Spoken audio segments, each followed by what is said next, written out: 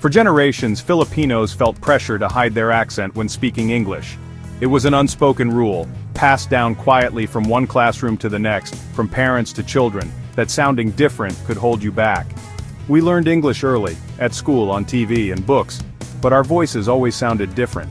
Even as we mastered grammar and vocabulary, there was always a sense that our way of speaking set us apart, marking us as outsiders in our own land. The Filipino accent, with its musical vowels and softened consonants, was seen as something to fix. Teachers corrected us, media mocked us, and we learned to be self-conscious about every syllable.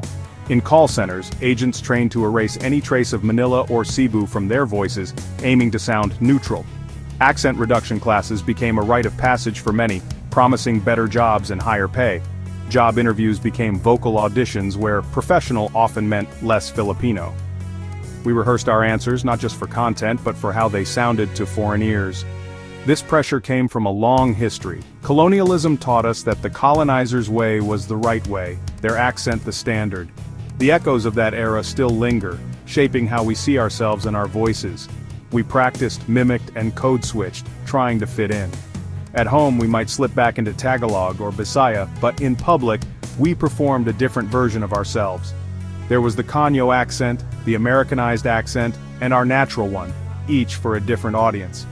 We became experts at switching, but it came at a cost. The constant adjustment was exhausting, like wearing a mask. It was a daily performance, and sometimes it felt like we were losing ourselves in the act. Many of us forgot what our real voice sounded like. We wondered if we'd ever be able to speak freely, without fear of judgment or ridicule. The accent became a source of anxiety, not pride. It was something to hide, not celebrate. We were left wondering if we'd ever be accepted for who we truly are. Would our voices ever be enough? But change was on the horizon. A new generation was beginning to question these old rules, daring to speak with pride, and slowly the sound of acceptance was growing louder. Then, the world began to listen. For the first time, the Filipino accent was no longer just background noise or a punchline, it was something people leaned in to hear. Suddenly, the Filipino accent was popping up in global conversations, not as a joke, but as something intriguing, even charming. People from all walks of life started to notice its unique rhythm and warmth. International surveys started calling it one of the world's sexiest accents. Headlines and articles celebrated its musicality, and people everywhere began to appreciate the sound of Filipino English. This shift was powered by millions of Filipinos working abroad, nurses, engineers, caregivers, bringing their voices everywhere. In hospitals, offices, and homes across the globe, the Filipino accent became a familiar, comforting presence. The accent became associated with warmth, care, and competence. It was the sound of someone you could trust, someone who would go the extra mile for you. Pop culture helped too. Comedians like Joe Coy celebrated the Filipino way of speaking, making it a source of pride. Laughter became a bridge, turning what was once mocked into something to be admired.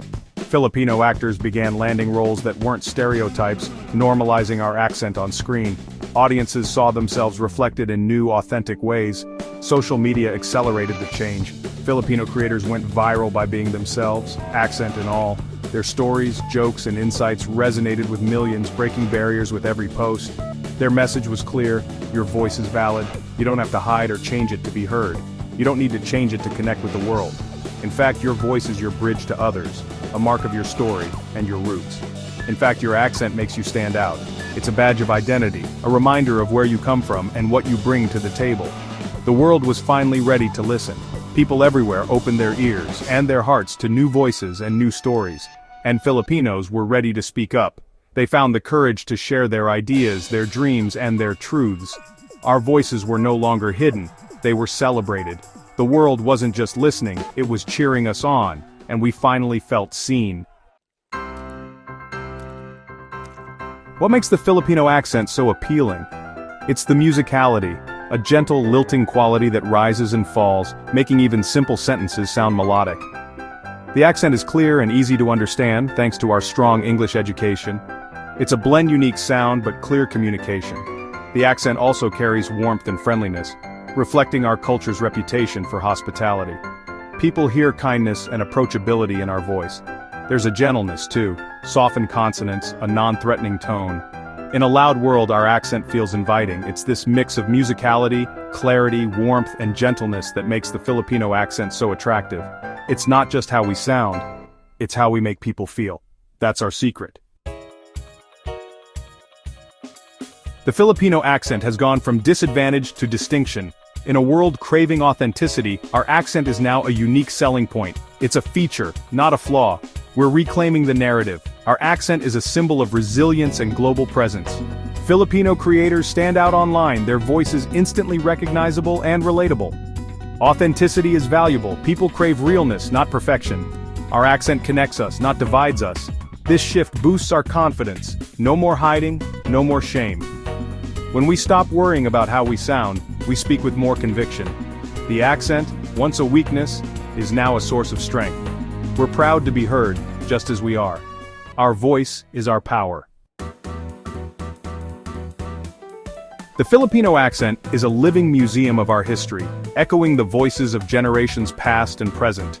Each word we speak carries the weight of stories handed down, shaped by time and circumstance.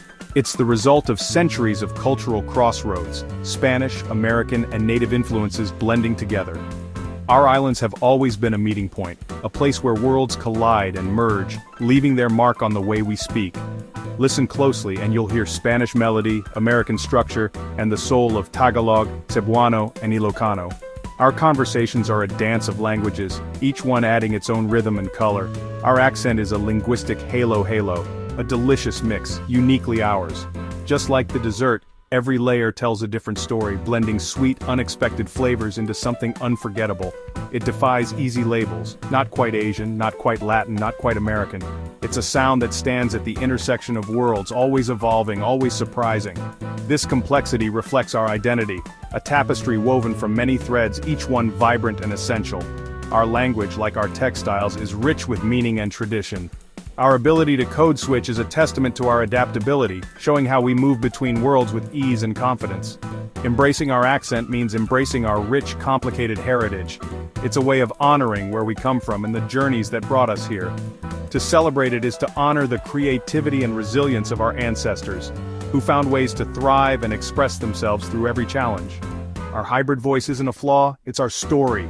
Sung out loud, it's a living testament to our journey, and it's beautiful in every note. Representation matters. For years, the Filipino accent in media was a punchline, reinforcing stereotypes. But as more Filipinos appear in global media, like Dolly De Leon, speaking confidently in her natural accent, perceptions shift.